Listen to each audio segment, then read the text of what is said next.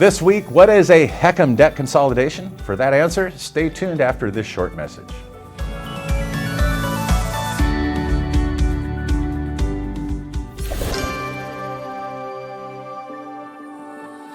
Building relationships is the way Mutual of Omaha has grown into one of the leading financial services companies in the world. Our reverse mortgage wholesale division is proud to carry on this 100-plus year tradition. To your borrowers, a reverse mortgage is more than a transaction. It's a promise of a better, more stress-free life. Our goal is to provide you, our valued client, with the best service and support possible so you can focus on helping your borrowers achieve the retirement of their dreams. Welcome back to this special edition of the Industry Leader Update. Federal Reserve Chairman Jerome Powell is hinting that a recession is likely in 2025. With inflation pushing prices 20 to 25% higher than they were 3 years ago, consumers are racking up debt at an alarming rate while delinquencies surge. However, credit cards can only fuel consumer spending for so long until discretionary spending drops significantly. The New York Times reports that economists are increasingly concerned that consumer spending, which, by the way, fuels about 70% of our economy, will slow. Concern is warranted, with the average credit card interest being about 24% as of May. Younger consumers have few choices to right their financial ship outside of increasing their income. Yet older homeowners may benefit from debt consolidation. To explain what consolidation is and how older Americans may use it to ease their financial burden, we've brought back a popular guest on this show, Dan Hultquist. Dan, good to have you back on the show. We've heard it said sometimes that a reverse mortgage eliminates debt. Is that true? No, it's not. And we need to be very careful using that term. I know a lot of lenders, a lot of loan originators out there like to talk about debt elimination, but the CFPB has actually been pretty clear on this. In fact, we've seen multiple consent agreements and penalties that came out over the last few years. By the way, I caught some flack a couple years ago after writing on this topic because I know a lot of people use that term, but the CFPB considers it deceptive and misleading, and yet we still do it. So I'm going to quote from the CFPB's guidance on this. It is deceptive to make claims of debt elimination if the product advertised would merely replace one debt obligation with another. And that's exactly what a reverse mortgage does. So you're really moving it from one side of the ledger, let's say, to mandatory payments to optional payments, correct? Right. It's a debt transfer or debt management, or what I've been writing on recently is HECM Debt Consolidation, which is a little bit different. So speaking of debt, in some circles, debts of any kind are viewed as the eighth deadly sin. What's behind that mindset, and does it really help solve the cash flow dilemma that many are facing today? No, it really doesn't help, that mantra. And sadly, a lot of this comes from misguided advice that you hear from, unfortunately, some faith-based financial experts who believe that all debt is bad. And, the Bible doesn't explicitly say that debt is evil or debt is sin, but it does offer some guidance on how to manage it properly.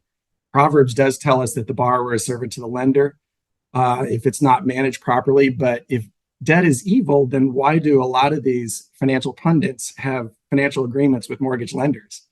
We believe what we're doing is actually in the best interest of the client. Would you tell us, our listening audience, the example that you mentioned to me just earlier this week when it comes to the view of debt in some circles? Right. Actually, there was an article by MoneyWise in June that did a great job kind of criticizing some of the terrible advice that sometimes we give seniors. And so the hosts of the show were advising an 86-year-old woman with leukemia who had $30,000 in consumer debt. And I knew just listening to the broadcast, they don't know what to do with this. The solution is very obvious to us as mortgage professionals, but the hosts didn't know what to do. So their recommendation was, well, you should sell the home. That's kind of a knee-jerk reaction. You've got a home worth $195,000 to $250,000 in this case. It's paid off free and clear. And that's the ideal solution. Just sell the home, move into an apartment. There was a recommendation that she go back to work at 86 with leukemia to pay off $30,000 in consumer debt that as a mortgage professional, I could do in 30 days. So they also even recommended getting rid of the dog to reduce expenses. And I'm like, come on, they're just grasping at stuff. And it's really not the proper solution. The sad part is, if you're a reverse mortgage professional, you know that the solution is so easy. She does not need to sell her home to access her housing wealth.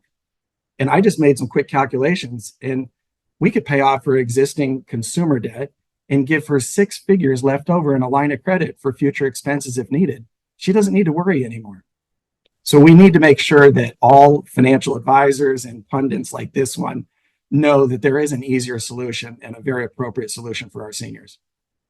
Well, it seems in that example, rather than freeing the individual from financial stress, they've really put them in more bondage, which is ironic. But let's shift to a popular subject on this show, Dave Ramsey. Is he a certified financial advisor, and why does that matter? No, to my knowledge, Dave Ramsey, and not just Dave Ramsey, but the other show's hosts, they don't hold any designations other than being top-selling authors and a loud talk show hosts, right? They speak with a lot of authority. To be fair, I'm not a financial advisor either. I don't hold any of those credentials, but I do understand mortgage finance, and the math is on my side. All you have to do is say, here's your plan, here's my plan, which one wins, right? It's a simple math formula. So speaking of math, Dave Ramsey teaches something, and I'll admit to our viewers, I did it when I was in my 20s, being a young family guy, the debt snowball, and it worked. Got 100% debt free. But when we look at the math, which is better, a debt snowball or a debt avalanche, if you want to call it that, and what's the difference? It kind of depends. And listen, I went through Financial Peace University too, and a lot of it's really good content. But you can't advise a widow in her 80s using the same blanket statements that you would to a young married couple in their 30s. But I know that the debt snowball is step number 2 in Dave Ramsey's baby steps. And actually, I think we would all agree that's a prudent thing to do. Step number 2 is you want to pay off all your debts except for the house. That's step number 2. Now, where we differ is, well, how do you do that? The debt snowball is one option that pays off debts with the smallest balances first. So you have a debt of $400 and you have $400. It doesn't matter what the interest rate is. You're going to pay off the smallest debt first. And Dave Ramsey believes that's appropriate because of it's psychologically satisfying, right? It moves you towards being debt free, being able to check off one loan at a time. But it's not the most efficient mathematically. But I'm not going to quibble over whether the snowball or the avalanche is more appropriate. The debt avalanche pays off the debts with the highest interest rates first. Now, that's faster, and it saves the borrower a lot of interest over time, but it's not as satisfying up front to be able to chalk up, a couple wins. Yeah. But either way, it could take years or decades to complete step number 2 using either of those methods right now. Why? Because you got interest rates of 24% or as high as 30% on some credit cards. So in some cases, you could map it out and say, listen, at your current trajectory, you'll never be debt free. The debt snowball or the debt avalanche, it doesn't matter. You're never going to get there unless you were able to, as an 86-year-old with leukemia, pick up a first or a second job, right? So it's just not going to work. If you're 62 and older and you've got plenty of housing wealth, just access your equity. If you're working with a good reverse mortgage professional, that could take maybe 30 to 60 days. Problem solved, move on to step number 3. Just take the money, pay off the consumer debt, and move on. So, the debt snowball is, psychologically motivating, of course, and you take that payment of the debt you eliminated and you apply it to the next one, right? Right. Exactly. So how can you create let's just make it a superior outcome, a debt avalanche with a reverse mortgage? How would that work? Thank you so much for watching. Now, if you enjoyed today's episode, please share it on your LinkedIn network. Also, we have a YouTube channel where if you found value in today's episode, please hit the like button and also subscribe.